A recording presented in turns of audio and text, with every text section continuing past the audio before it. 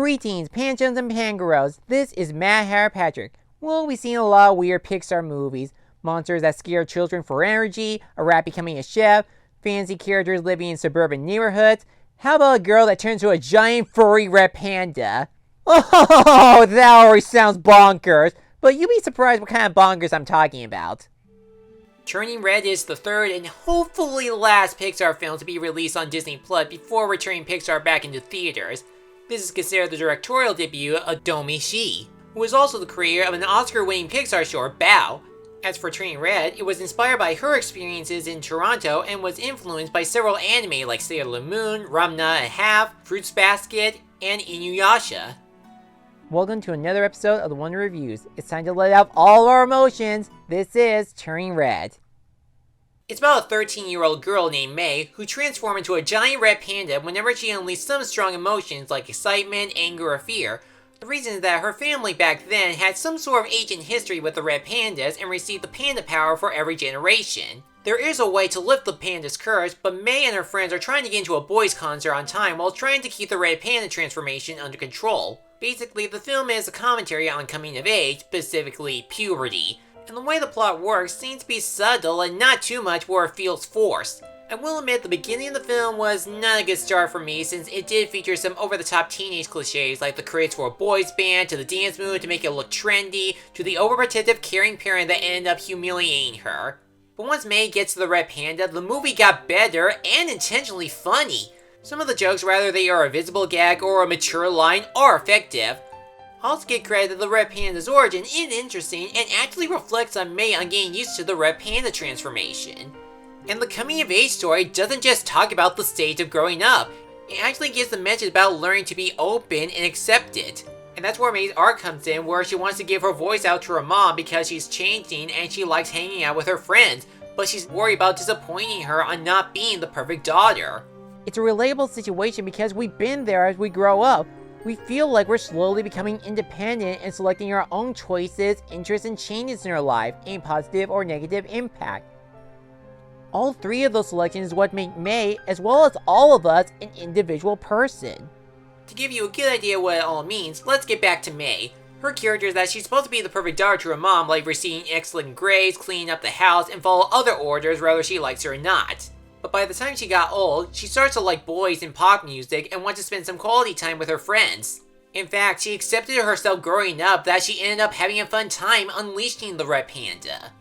With her mom, Ming, she's the overprotective parent that tries to defend May from any unusual circumstances, but her parenting doesn't seem to either help or please her daughter, which it can happen that her defense system can go too far. However, the movie does give her a backstory where she used to be the red panda, which it does reflect her on being that protective to May.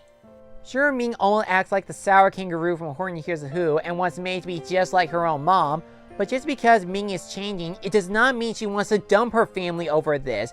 She still wants them to be part of that change to show that she's growing up, finding her own identity, and will still stay connected with her mom and dad. There are also May's grandma and the aunts who are about concerned about the panda and May's mom's responsibility. Technically, you can also count the dad as a three-dimensional character since we do get a glimpse of his experience on his wife's transformation and earning her love. Then there are May's friends. Miriam is the cool girl, Priya is the expressionless one that acts the most like Daria, and Abby is the hyperactive girl. While they are meant to be the comic reliefs of the film, they do play an important role in the movie on being open and accepted, and still stick with May even if she turns into the panda. The only character that is not a good character in the movie is Tyler because he's just the bully. There have been some talks about the animation where the art style is different from the past Pixar movies. To me, I'm fully open when an anime company tries a different art look. I've seen plenty of their works with a different art direction like Studio Ghibli, Sony Animation, and practically any Blue Sky studio outside of Ice Age and Rio. With Turning Red, it may not be the same familiar Pixar animation you're used to on the outside, but on the inside, it can still visually tell a Pixar story. It's like their previous movie, Luca. It's a brand new art style with some Studio Ghibli vibe, but it still screams Pixar for it's a tale about two sea monster boys becoming friends and exploring the human world. And for the most part, the animation on Turning Red is pretty good. The character designs are simplistic and diverse, giving them an anime style to them. The backgrounds around Toronto, like the Sky Dome and the Lee Family Temple, are nice to look at, and even some of the character animation is well balanced. With the design of the red panda itself, it's well done with the fur textures, and it's creative whenever the animators play around with mixing May's human and panda form, much like Luca did with the sea monsters. Plus, the visuals are amazing, from the red panda's backstory to May's inner thoughts when she freaks out, to some of the effects on trying to lift the panda spell, especially during the climax. The only nitpick I would have with the animation, and this will vary to some people, there may be some scenes where the character animation and facial expressions are maybe too over the top. It is still a funny movie, but you can tell that some of the cartoony movements and reactions are trying that hard to be hilarious in hopes of becoming a meme. So that was a Pixar movie I'd never seen before, but that's what Pixar is best known for. They tell unique, peculiar tales audiences can connect to, and this film is a good addition.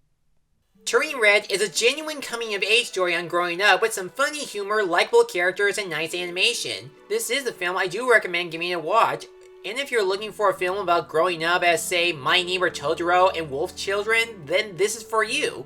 It may not be my new favorite Pixar movie or it's in my top 10, but I did have a fun time with it and still say this is Pixar. I'm gonna give Turning Red a B+. I'm Mad Hair Patrick. Now if you'll excuse me, I gotta go feed my Tamagotchi pet.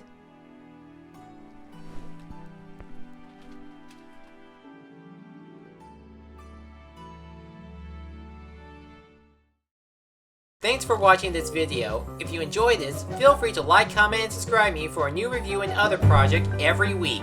I'll see you soon.